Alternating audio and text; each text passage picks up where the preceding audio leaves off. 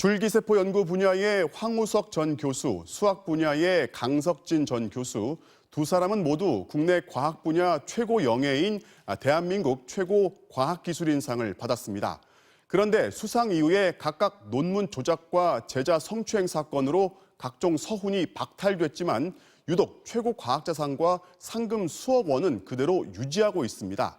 취소를 안 하는 건지 아니면 못하는 건지 박소희 기자가 취재했습니다. 논문 조작과 난자 매매. 영웅의 몰락은 충격적이었습니다. 2개의 세포주에서 얻어진 결과를 11개로 불려서 만들어낸 고의적인 조작으로 볼 수밖에 없다. 여기에 연구비 횡령까지 드러났고 정부는 결국 과학자들의 최고 영예인 대한민국 최고 과학기술인상을 포함해 가짜 공적으로 받은 포상을 취소하기로 했습니다. 정부는 오늘 국무회의를 열어 황우석 전 서울대 교수 등 줄기세포 조작 사건에 연루된 7명에 대해 훈장과 포장을 박탈하는 서훈 취소안을 의결했습니다. 당시 취소가 논의된 황 씨의 훈포상은 9개. 최근 정부가 구축한 과학 분야 포상자 관련 연구 사이트에서도 황 전 교수가 가짜 공적으로 받은 수상 내역은 없습니다. 하지만 우리나라 모든 상훈 기록을 공개하는 행안부 사이트에는 황우석 전 교수가 여전히 최고 과학기술인으로 나옵니다. 당시 과학기술부가 행안부에 공문까지 보냈지만 수상이 취소되지 않았던 겁니다. 저희도 사실은 된 걸로 생각하고 있다가 어떤 스토리로 제대로 처리가 안 됐는지 사실 확인은 잘 안 되는데 상금 가운데 가장 많은 과학 분야 3억 원의 포상금 역시 환수되지 않았습니다.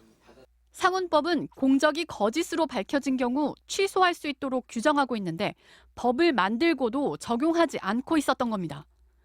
더구나 범죄의 종류와 관계없이 실형을 선고받을 경우 취소되는 훈장과 달리 최고 과학자상 같은 시상은 거짓 공적이 아니면 취소 규정도 없습니다. 강석진 전 서울대 교수는 제자 9명을 상습 성추행해 현직 서울대 교수로는 처음으로 실형을 선고받고 교수직까지 박탈당했습니다. 하지만 강석진 교수는 석박사 25명을 배출한 훌륭한 교육자라는 명목으로 여전히 국가가 공인한 최고 과학자로서 상금 3억 원도 보유하고 있습니다. 제자 상습 성추행으로 중형을 선고받은 성범죄자지만 느슨한 제도 탓에 최고 과학자라는 명예를 유지하고 있는 겁니다. 그럼에도 정부는 현재 규정에 문제가 없다는 입장입니다.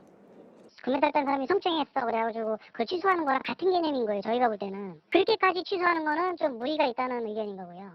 대한민국 최고 과학기술인상은 우리나라 과학자들에게 가장 권위 있는 상입니다. 훈장이 취소됐다면 같은 이유로 이 상도 취소돼야 마땅합니다. 다만 정부는 거짓 공적이 확인된 황우석 교수에 대해서는 시상 취소와 지급된 국비에 대한 환수 조치에 착수하겠다고 밝혔습니다. MBC 뉴스 박소희입니다.